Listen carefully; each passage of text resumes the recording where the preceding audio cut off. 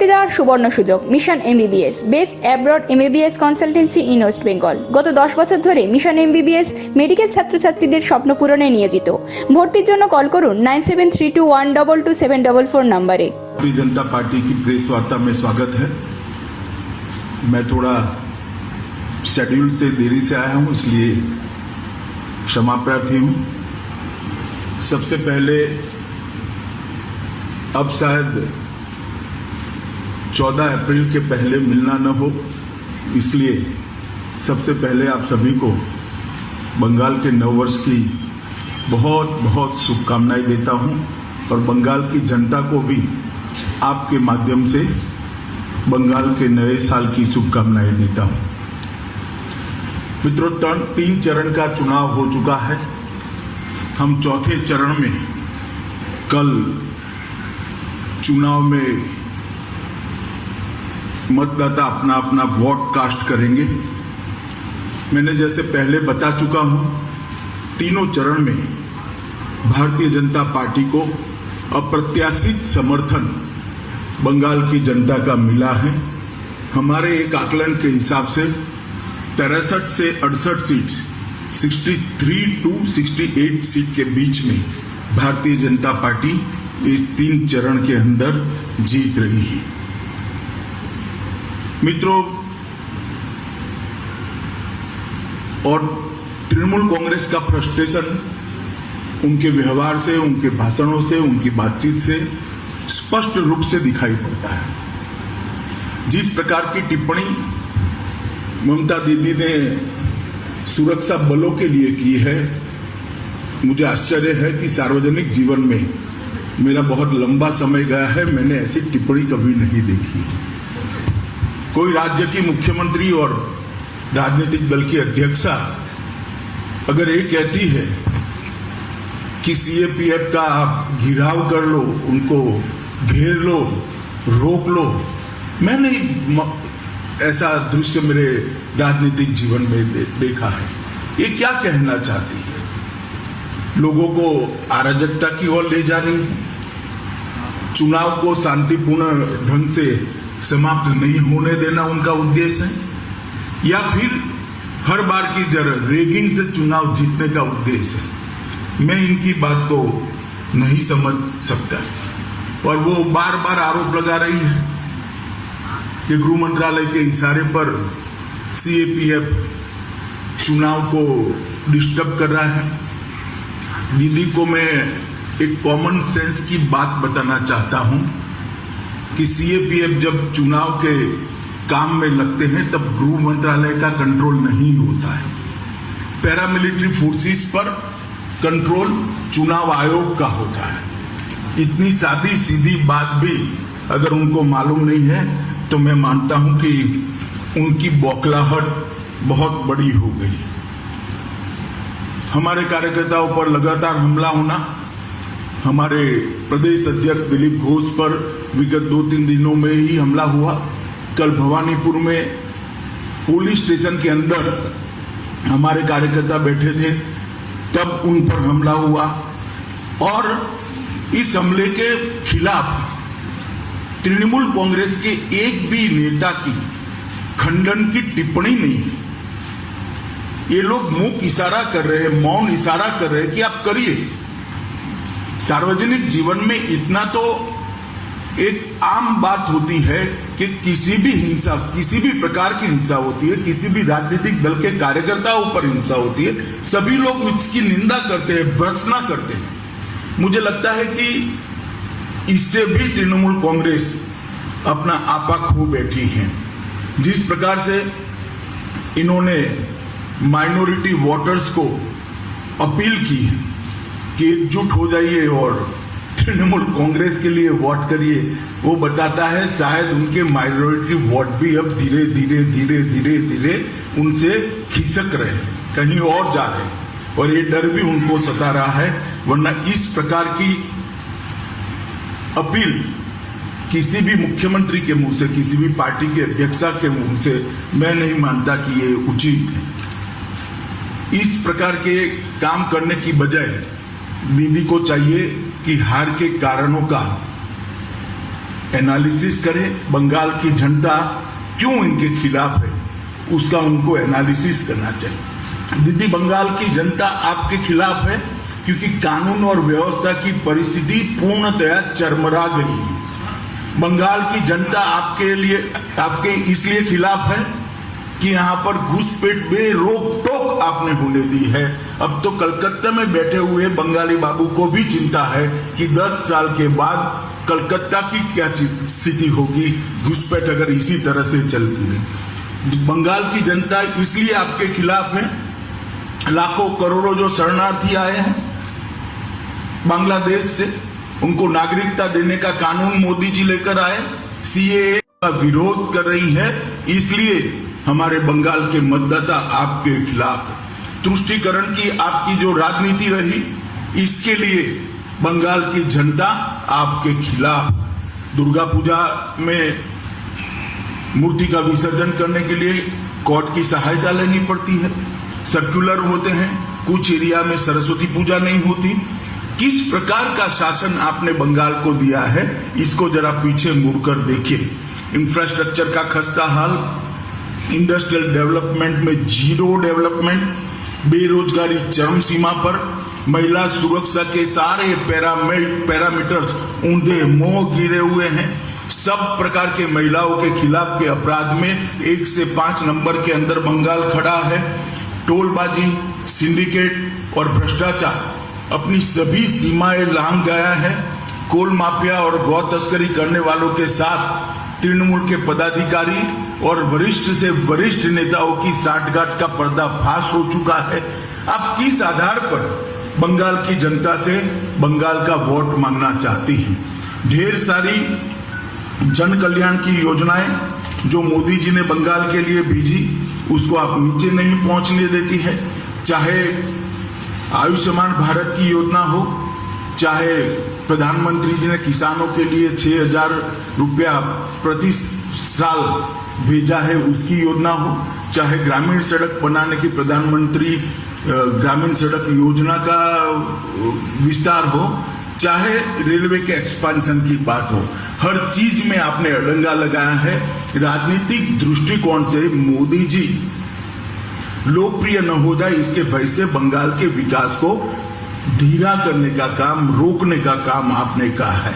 और इसी का कारण है कि आज बंगाल के सर्वदूर कहीं पर भी जाइए, सुंदरवन में जाइए, जंगल महल में जाइए, दक्षिण बंगाल में जाइए, उत्तर बंगाल में जाइए, चाहे राजवंशियों के जाइए, चाहे गोरखाओं के अंदर जाइए, चाहे नामशूद्र के अंदर जाइए, हर प्रकार के बंगाल के वोटर आज भारतीय जनता पार्टी का समर्थन करते हुए दिखाई पड़ते हैं। और कई विशिष्ट लोग भारतीय जनता पार्टी में जुड़े हैं। इतना नहीं, पहली बार चुनाव लड़ने का साहस भी किया है।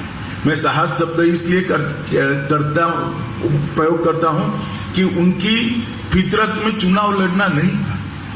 कभी वो चुनाव लड़ने के अपने जीवन में सोचे भी नहीं होंगे, परंतु बंगाल की स्थिति देखकर उनको भी लगता है कि अब समय आ गया है, उनको भी आगे आने पड़ेगा अगर बंगाल को बचाना है। कई सारे ऐसे लोग हैं, अर्थशास्त्री अशोक लाहिड़ी जी, वैज्ञानिक गोवर्धन दास, लेफ्टिनेंट जनरल सुब्रतो शाह, हमारे वरिष्ठ लेखक और पत्रकार स्वपन दास गुप्ता, इस प्रकार के कई लोग बंगाल के आज भारतीय जनता पार्टी के साथ जुड़े हैं। और बंगाल का जो डिटोरिएशन हुआ है वो हर पैरामीटर में दिखाई पड़ता है। प्रति व्यक्ति आय में 22वें स्थान पर भारत में है। सकल राज्य घरेलू उत्पादन की वृद्धि में 31वें स्थान पर है। राजस्व की वृद्धि, रेवेन्यू की इंक्रीज में वो 10वें स्थान के नीचे है। उद्योग क्षेत्र के जीएसवीए में 20वें स्थान पर है। और देश में जो कंट्रीब्यूशन बंगाल का जीडीपी में 30% था, वो घटता 3.3% पर आ गया है। यही बताता है कि बंगाल की स्थिति कितनी खराब है। हमने हमारे घोषणा पत्र के अंदर ढेर सारे संकल्प हम लेकर आए हैं जो बंगाल को सर्वस्पर्शी, सर्वसमावेशी, हर एक कोने को स्पर्शने वाला, हर व्यक्ति का समावेश करने वाला विकास देगा और बंगाल को सोनार बंगला बनाएगा। जहां तक आर्थिक विकास की बात है, हमने सोनार बांग्ला आर्थिक पुनरुत्थान टास्क फोर्स का गठन करने की बात करी है, जिसमें देश के जाने माने अर्थशास्त्री होंगे जो आगे बंगाल को कैसे ले जाना इसकी रणनीति तैयार करेंगे। इन्वेस्ट बांग्ला की स्थापना कर निवेश तेजी से आए, इसके लिए एक सरल पद्धति का हम इजाद करेंगे। ईज ऑफ डूइंग की जो तालिका है उसमें देश में बंगाल तीसरे नंबर पर लाने का हमने संकल्प किया है। 100% गारंटी कवर के साथ एमएसएमई को 10 लाख की लोन कोई भी कोलेटरल गारंटी के बगैर देने के लिए हम योजना लेकर आए हैं। गुरुदेव रूरल एडवांसमेंट मिशन के तहत लगभग 2 लाख करोड़ ग्रामीण इंफ्रास्ट्रक्चर में इन्वेस्ट करने का भारतीय जनता पार्टी की सरकार ने तय किया है। उज्जवल बांग्ला मिशन के तहत शहरी क्षेत्रों के इंफ्रास्ट्रक्चर के लिए 5 साल में 30,000 करोड़ रुपया इन्वेस्ट कर हम इसको आगे बढ़ाएंगे। पूरे प्रदेश के अंदर सड़कों का जाल बिछाने के लिए 1 लाख करोड़ के इन्वेस्टमेंट की लक्ष्य हमने तय किया है और हर परिवार में कम से कम एक रोजगार देने का संकल्प हमने यहाँ पर आप लोगों के सामने रखा है। कृषि के लिए भी 10,000 रुपया प्रति साल हर किसान को दिया जाएगा। जो 18,000 रुपया अब तक बाकी है वो केंद्र सरकार की सहायता से सरकार बनने के 1 सप्ताह के अंदर ही हर किसान के बैंक अकाउंट में सीधा ट्रांसफर कर दिया जाएगा। 75 लाख किसानों को 18,000 रुपया 1 सप्ताह के अंदर जो उसका अधिकार है हम देने का काम करेंगे। छोटे और सीमांत किसानों के और भूमिहीन मजदूरों के बच्चों को केजी से पीजी तक की पूरी शिक्षा का भार बंगाल सरकार वहन करेगी। महिलाओं के लिए भी हम ढेर सारी चीजें लेकर आए हैं। महिलाओं के लिए सरकारी नौकरियों में 33% आरक्षण देकर जो अब तक की कमी है इसको पूरी कर बरोबरी पर लाने का हम काम करेंगे। सभी महिलाओं के लिए, बच्चियों के लिए केजी से पीजी तक की शिक्षा हम मुफ्त करेंगे। पब्लिक ट्रांसपोर्ट में महिलाओं का आवागमन हमने फ्री ऑफ कॉस्ट करने का वादा बंगाल की महिलाओं को किया है। उत्तर बंगाल को जितना निग्लेक्ट आज तक किया गया है मैं मानता हूं किसी भी सरकार ने नहीं किया। कुछ मायनों में तो दीदी ने कम्युनिस्टों को भी अच्छा कहला है। उत्तर बंगाल के विकास के लिए दीदी के सरकार ने सबसे ज्यादा अन्याय किया है। ना कोच राजवंशियों की चिंता हुई, ना गोरखाओं की चिंता हुई। चाय और तंबाकू वहां के प्रमुख उत्पाद है, इसके लिए भी कोई उचित रणनीति लेकर नहीं आए और ढेर सारी चीजें ऐसी है जो उत्तर बंगाल को आज परेशान कर रही है। हमने उत्तर बंगाल के विकास के लिए एक उत्तर बंगाल विकास बोर्ड की स्थापना करने का निर्णय किया है। नारायणी बटालियन, जिन्होंने राजवंशियों की एक सेना का नाम था, जिन्होंने मुगलों से उत्तर बंगाल को बचाया था, इसके नाम पर एक सीएपीएफ में बटालियन की स्थापना करेंगे। ठाकुर पंचानन बर्मन के नाम पर एक संग्रहालय और एक भव्य स्मारक बनाएंगे 250 करोड़ रुपए के खर्च से। मदन मोहन मंदिर, कमलेश्वरी मंदिर, जलपेश मंदिर, इसको एक पर्यटन का केंद्र बनाकर एक सर्किट बनाने का काम करेंगे। बहादुर वीर चिला रॉय के सम्मान में कूच बिहार में एक पैरामिलिट्री ट्रेनिंग सेंटर की स्थापना करेंगी। उत्तर बंगाल में एक केंद्रीय विश्वविद्यालय, सेंट्रल यूनिवर्सिटी बनाई जाएगी। उत्तर बंगाल में एक एम्स बनाया जाएगा और कलकत्ता और सिलीगुड़ी के बीच में नेताजी सुभाष चंद्र बोस 700 किलोमीटर का रोड का निर्माण कर उत्तर बंगाल को कलकत्ता के साथ जोड़ने का हम काम करेंगे। बागडोगरा हवाई अड्डे को अंतर्राष्ट्रीय हवाई अड्डे के रूप में परिवर्तित करेंगे। सिलीगुड़ी में मेट्रो की सेवा शुरू करेंगे। सिलीगुड़ी में एक आईटी पार्क की स्थापना होगी। उत्तर बंगाल में अन्नदाता मेगा फूड पार्क की स्थापना करेंगे। एक चाय पार्क भी निर्माण करेंगे। इसके अंदर विशेष रूप से 100 करोड़ रुपए की लागत से चाय के औषधीय गुणों का रिसर्च का काम होगा। हर्बल दवाइयों के निर्माण के लिए भी एक हर्बल फार्मा पार्क की स्थापना करेंगे और गोरखा उपजातियों को अनुसूचित जनजाति की रूप में मान्यता देने के लिए भी हम काम करेंगे।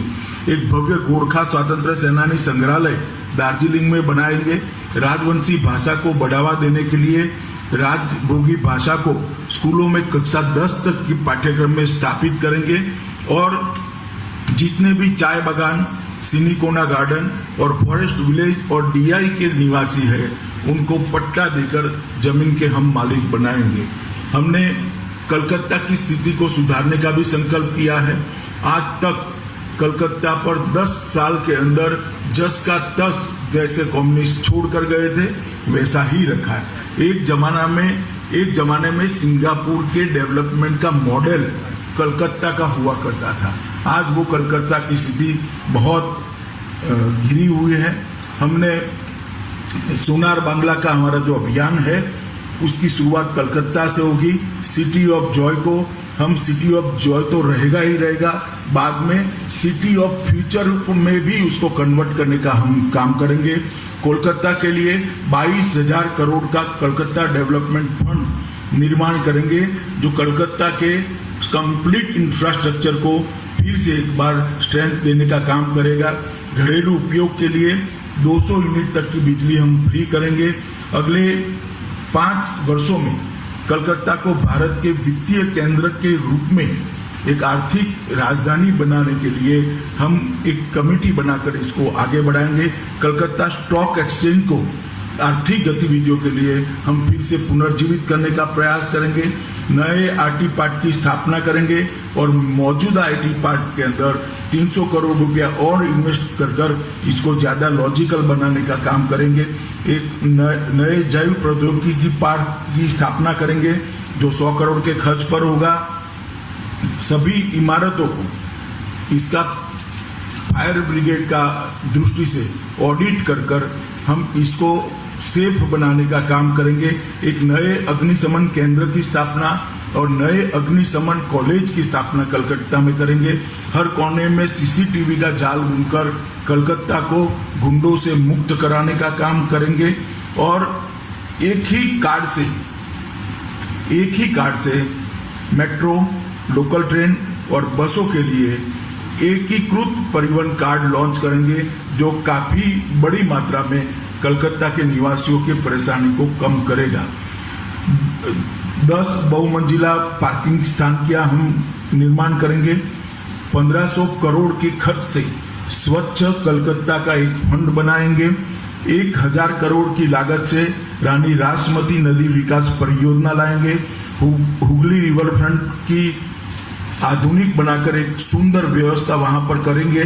कालीघाट में आदि गंगा नदी को पुनर्जीवित कर उसको कचरे डालने से प्रतिबंध लगाकर फिर से एक बार गौरव देने का काम करेंगे। 10 मॉक टावर की स्थापना करेंगे और कलकत्ता को प्रतिष्ठित यूनेस्को हेरिटेज सिटी में शामिल करने के लिए हम पूरा प्रयास करेंगे। बंगाल की संस्कृति के लिए भी बातें तो बहुत करी है, मगर दीदी के शासन में जितना हास बंगाल की संस्कृति का हुआ है शायद ही कभी हुआ होगा। मैं इनकी बातों में जाना नहीं चाहता। हम एक विजन लेकर, एक दृष्टि लेकर आए हैं। नोबेल प्राइज की तर्ज पर टैगोर प्राइज और ऑस्कार की तर्ज पर सत्यजीत रे अवार्ड कलकत्ता में बंगाल सरकार शुरू कर उसको अंतर्राष्ट्रीय प्रतिष्ठा दिलाने का काम करेगी। 11,000 करोड़ के सोनार बांग्ला फंड से कलकत्ता को देश की सांस्कृतिक राजधानी बनाने का हम काम करेंगे। गुरुदेव सेंटर फॉर कल्चर एक्सीलेंस की स्थापना कर बंगाली संस्कृति को बढ़ावा देने के लिए पूरे देश और विदेश में एक एक्सचेंज का कार्यक्रम शुरू करेंगे। गंगा सागर मेले को अंतर्राष्ट्रीय पहचान देने के लिए 2500 करोड़ का फंड हम रिजर्व कर इसको अंतर्राष्ट्रीय पहचान देंगे। पुरोहित कल्याण बोर्ड की स्थापना कर 3,000 रुपया मासिक हर पुरोहित को देने का काम करेंगे। चैतन्य महाप्रभु आध्यात्मिक संस्थान बनकर बंगाल की विरासत को नए सिरे से पुनर्जीवित करने का हम प्रयास करेंगे। नेताजी को सम्मानित करते हुए देश भर में नेताजी और आजाद हिंद फौज की ऐतिहासिक यात्रा का प्रदर्शन करने के लिए 1,000 करोड़ का फंड हम बनाएंगे। संयुक्त राष्ट्र संघ में बंगाली भाषा को आधिकारिक भाषाओं में से एक भाषा के रूप में मान्यता देने के लिए हम प्रयास करेंगे। सरकारी दस्तावेजों, आदेशों और पत्र व्यवहार में बांग्ला भाषा को हम अनिवार्य करेंगे। राज्य भर में टेक्निकल एजुकेशन, मेडिकल एजुकेशन और लीगल प्रोफेशन के एजुकेशन को बांग्ला माध्यम में पढ़ाई की हम पूरी व्यवस्था करेंगे, जिससे बांग्ला भाषा में भी बच्चे पढ़ सकें। कोलकाता में एक विश्व स्तरीय सोनार बांग्ला संग्रहालय का हम निर्माण करेंगे। 60 वर्ष से अधिक उम्र के कीर्तनकारों को 3000 की मासिक पेंशन देंगे। एक आर्टिस्ट ट्रीट का आयोजन करेंगे। बंगाली फूड फेस्टिवल का आयोजन देश भर में और दुनिया भर में करेंगे। 3 दिवस का त्योहार बांग्लार आलो का आयोजन करेंगे और सुभाष चंद्र बोस, ईश्वर चंद्र विद्यासागर, बंकिम चंद्र चट्टोपाध्याय, रास बिहारी बोस और महर्षि अरविंदो जैसे बंगाली नायकों के नाम पर एजुकेशन चेयर देश भर की सभी यूनिवर्सिटियों में और कुछ अंतर्राष्ट्रीय यूनिवर्सिटियों में भी बनाने का काम करेंगे। और 1000 करोड़ के कोष के साथ बंगाली कलाकार कल्याण बोर्ड की भी हम स्थापना करेंगे। मित्रों, अंत में मैं इतना ही कहना चाहता हूं कि भारतीय जनता पार्टी इस चुनाव के अंदर सिर्फ ममता दीदी का शासन ठीक नहीं है, वहां से नहीं रुकती। ममता दीदी का शासन ठीक नहीं है, ये तो हम उजागर इसलिए करना चाहते हैं क्योंकि हम चाहते हैं कि बंगाल की जनता तक सच्ची बात पहुंचे। परंतु इसके साथ साथ भारतीय जनता पार्टी की सरकार बनने के बाद कलकत्ता के विकास के लिए, उत्तर बंगाल के विकास के लिए, बंगाल की संस्कृति के लिए और बंगाल के समग्र विकास के लिए हम क्या करेंगे, इसका भी एक रोड मैप लेकर हम बंगाल की जनता के सामने आए हैं। 3 चरण का चुनाव हो गया है। सुरक्षित बंगाल के लिए मैं सभी मतदाताओं को अपील करता हूं कि सुरक्षित बंगाल के लिए आप बाकी के 5 चरणों में भी भारतीय जनता पार्टी के पक्ष में भारी मतदान करिए। विकसित बंगाल के लिए भी भारतीय जनता पार्टी के पक्ष में भारी मतदान करिए और सोनार बांग्ला के निर्माण के लिए भी भारतीय जनता पार्टी के पक्ष में भारी मतदान करिए। घुसपैठियों की समस्या के निराकरण के लिए वो केवल और केवल भारतीय जनता पार्टी कर सकती है, ना कम्युनिस्ट कर सकते हैं, ना कांग्रेस कर सकती है, ना ममता दीदी कर सकती है। यही ममता दीदी है जिन्होंने घुसपैठियों के खिलाफ उनके नाम मतदाता सूची से कटवाने के लिए 3 बार पार्लियामेंट को डिस्टर्ब किया था। आज वही ममता दीदी उनकी संरक्षक बनी है। कैसे कैसे लोग बदलते हैं मैं तो सोच भी नहीं सकता। यही ममता दीदी है जो एक जमाने में कहती थी कि सीएपीएफ को भेजे, यहाँ पर चुनाव में रेगिंग हो रही है। वही ममता दीदी आज कह रही है कि सीएपीएफ रेगिंग कर रही है। लोगों के विचार कैसे कैसे बदलते हैं जब अपने स्वार्थ और बदलते हैं, अपने स्वार्थ बदलने के साथ लोगों के विचार कैसे बदलते हैं, इसका उत्कृष्ट उदाहरण ममता दीदी है। मैं आज फिर से एक बार इस बात पर बाहर से कहना चाहता हूं कि भारतीय जनता पार्टी की सरकार बनेगी तो सभी शरणार्थियों को सिटीजनशिप अमेंडमेंट एक्ट के तहत भारत की नागरिकता देकर हम उनको सम्मानित भी करेंगे, उनका पुनर्वसन भी करेंगे और हमारे साथ गौरव के साथ अपना जीवन यापन कर सके, इस प्रकार की स्थिति में लाएंगे। अंत में मैं फिर से मोदी जी के नेतृत्व में सोनार बांग्ला के निर्माण के लिए बाकी के 5 चरण में भी यहाँ पर बंगाल की जनता भारतीय जनता पार्टी का उसी तरह से समर्थन करे जिस प्रकार से पहले 3 चरण में करा है। ये विनंती कर मेरी बात को समाप्त करता हूँ। वंदे मातरम। বেনারসির 3 অধ্যায় রাজঘরানা রামনগর ও মঙ্গল বেনারসি সাহা টেক্সটাইল।